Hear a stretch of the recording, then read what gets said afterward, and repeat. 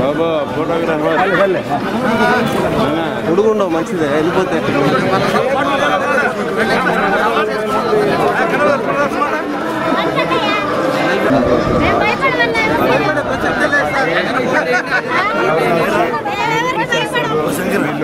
ఏం ఆలోచన 20 రోజులు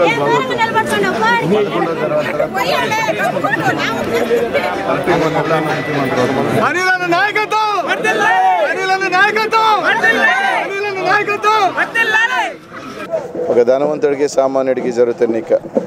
ఈరోజు నెల్లూరు నగర ప్రజలను నేను ఒకటే కోరుతా ఉన్నా, ప్రతి ఒక్కరూ కూడా ఒక్కసారి ఆలోచన చేయండి. మీరు ఒక రాజకీయ నాయకుడిని నీతి నిజాయితీగా ఉండాలని ఏ విధంగా కోరుకుంటారో 4 సంవత్సరాల 11 నెలల శాసనసభ్యుడు అలాగే ఉన్నా. ఈరోజు వాళ్ళలాగా 1000 కోట్లు నా దగ్గర లేకపోవచ్చు, కానీ నీతి ఉంది, నిజాయితీ ఉంది, ఆప్యాయంగా పలకరించే మనస్తత్వం ఉంది. ఈరోజు నా దగ్గరికి నేరుగా రావాలంటే ఎవరైనా నేరుగా అపాయింట్మెంట్ కూడా అవసరం లేదు, నేరుగా నా ఆఫీస్ లోపలికి రావచ్చు అని పలకరించిపోవచ్చు. కానీ అక్కడికి వెళ్ళాలంటే మీరు సెక్యూరిటీ గేటు 4 గేట్లు దాటుకొని వెళ్ళిన తర్వాత కూడా మీకు అపాయింట్మెంట్ దొరుకుతుందో కూడా తెలియని పరిస్థితులు ఉంటాయి. ఈరోజు అందరినీ అడుగుతున్నా, ఈరోజు మీరు ఒక్కసారి ఆలోచన చేయండి. ఒక పక్క జగన్మోహన్ రెడ్డి గారిని ముఖ్యమంత్రి చేసుకునే దానికి ఇది ఒక సువర్ణ అవకాశం. మిమ్మల్ని అందరినీ ఇంకో మాట అడుగుతాను, వాళ్ళు నా మీద ఏం చెప్తున్నారు, అనిల్ ఏం చేశాడు అని. దానికి సమాధానం నేను కాదు, మీ ముఖ్యమంత్రి చంద్రబాబు నాయుడు గారే పాణ్యం సభలో ప్రతిపక్ష ఎమ్మెల్యేలకి నేను ₹1 ఇవ్వలేదు, వాళ్ళు అడిగిన పనులు నేనేమీ చేయలేదని చెప్పి వాళ్ళ ముఖ్యమంత్రే చెప్పిన తర్వాత దానికి సమాధానం ఇంకా నేనేం చెప్పాల్సిన అవసరం ఉంది. అయినప్పటికీ మీరు నాకు ఏమీ చేయకుండా సహకరించినప్పటికీ ప్రజల పక్షాన పోరాటం చేశాను, ప్రజల పక్షాన తిరుగుతూనే ఉన్నా, అధికారులను నిలదీస్తూనే ఉన్నా.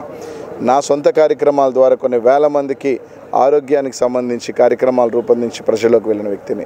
ఈరోజు వాళ్ళ పక్క 1000 కోట్ల లేకపోయినా నాకున్న దాంట్లో ప్రజాసేవ చేస్తూ ₹10 సాయం చేసుకుంటూ ముందుకు వెళ్తూ ఉన్నా.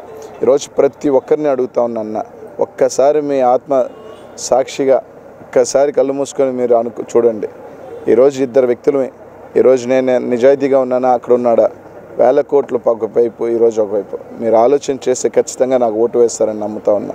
దీవించండి. మా రాజకీయ భవిష్యత్తుని మీ చేతిలో ఉంది. ఒక సామాన్యుడికి ధనవంతుడికి జరుగుతున్న ఎన్నికల్లో మీరు సామాన్యుడి వైపు ఉంటారు, ధనవంతుడి వైపు ఉంటారని ఆలోచన చేయాల్సిన అవసరం ఎంతో ఉందని చెప్పి తెలియజేస్తాను.